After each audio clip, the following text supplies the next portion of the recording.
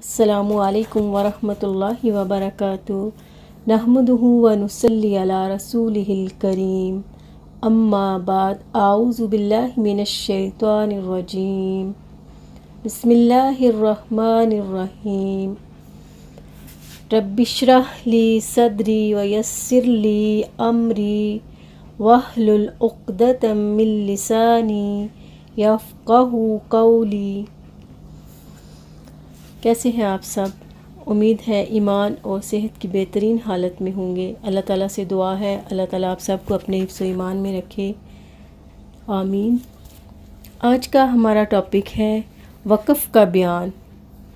وقف کے لغوی معنی ہے رکنا، ٹھہرنا، اور اصطلاحی معنی کلمہ غیر مسولہ کے آخر پر سانس اور آواز توڑ کر ٹھہرنا، جیسے منکم فی ما۔ کلمہ غیر مسولہ یعنی وہ کلمہ جو کسی کے ساتھ جڑا ہوا نہ ہو۔ وقف کی اقسام۔ وقف کی 3 اقسام ہیں۔ نمبر 1، کیفیت کے اعتبار سے، یعنی کہ حالت اور حرکت کی وجہ سے۔ اس کی 5 قسمیں ہیں۔ آج ہم اس کی نمبر 1 پڑھیں گے، کیفیت کے اعتبار سے۔ تو اس کی 5 قسمیں ہیں۔ وقف بالسکون۔ کلمہ کا آخری حرف اگر پہلے سے ساکن ہو تو وہاں سانس اور آواز توڑ کر ٹھہرنا، جیسے الم نشرح۔ یہاں پہ آپ دیکھ رہے ہیں کہ ہا پہلے سے ساکن ہے۔ ساکن اس حروف کو کہتے ہیں جس کے اوپر جزم ہو۔ تو یہ پہلے سے ساکن ہے، جب اس کے اوپر ہم وقف کریں گے تو اس کو ایسے ہی پڑھیں گے۔ نمبر 2 ہے وقف بالاسکان۔ کلمہ کا آخری حرف متحرک ہو، اس کو ساکن کر کے وہاں سانس اور آواز توڑ کر ٹھہرنا۔ متحرک کہتے ہیں جس حروف کے اوپر زیر زبر پیش ہو، اسے متحرک کہتے ہیں۔ یعنی کلمہ کا آخری حرف جو ہے اس کے اوپر زیر زبر پیش ہو، حرکت کو ختم کر کے وہاں خود سے ہم اپنے پاس سے سکون یعنی جزم لگائیں۔ جب اس کے اوپر جزم لگ جائے گی تو وہ ساکن ہو جائے گا۔ جیسے الرحیمی کو پڑھتے ہیں الرحیم۔ یہ زبر، زیر، پیش تینوں حرکتوں پر ہوتا ہے۔ وقف کیوں کیا جاتا ہے؟ وقف سکون کے لیے کرتے ہیں جب سانس تنگ ہو جاتا ہے۔ اس کے علاوہ وقف بالاسکان 2 زیر 2 پیش پر بھی کیا جاتا ہے۔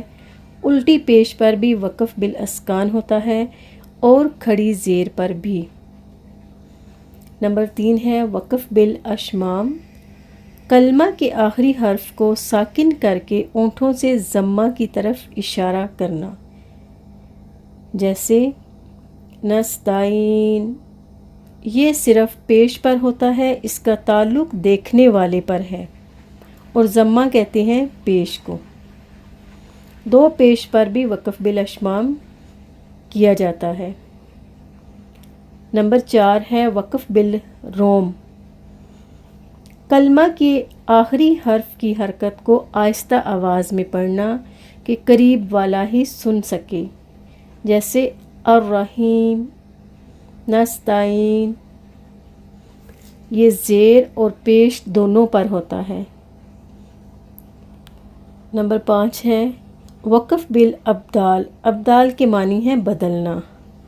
کلمہ کے آخری حرف پر 2 زبر کی تنوین ہو تو اس کو الف سے بدلنا، جیسے ما ان سے ما آ۔ یا تائے مدورہ گول تا ہو تو اس کو ہائے ساکنہ سے بدلنا، جیسے جنتن سے جنہ۔ تنوین کہتے ہیں 2 زبر 2 زیر اور 2 پیش کو، لیکن وقف بالابدال میں جب آخری حروف پہ 2 زبر آئیں گی تو تب اس کو ایک الف سے بدل کر پڑھیں گے، اور اگر 2 پیش آئیں گی گول تا کے اوپر یا ایک پیش ہوگی، ایک زبر زیر کچھ بھی ہوگا گول تا کے اوپر، تو اس کو ہائے ساکنہ سے بدل دیں گے، یعنی جو لاسٹ میں تا ہوگی اس کی زیر زبر پیش کو ختم کر کے اس کو ساکن کر کے، اصل میں یہ ہا ہوتی ہے، جب اس کے اوپر 2 ڈاٹ لگا دیے جاتے ہیں تو یہ تا بن جاتی ہے، اور اس کو کہتے ہیں گول تا یا تائے مدورہ۔ تو پھر اس کو ساکن کر کے ہائے ساکنہ میں بدل کے پڑھیں گے۔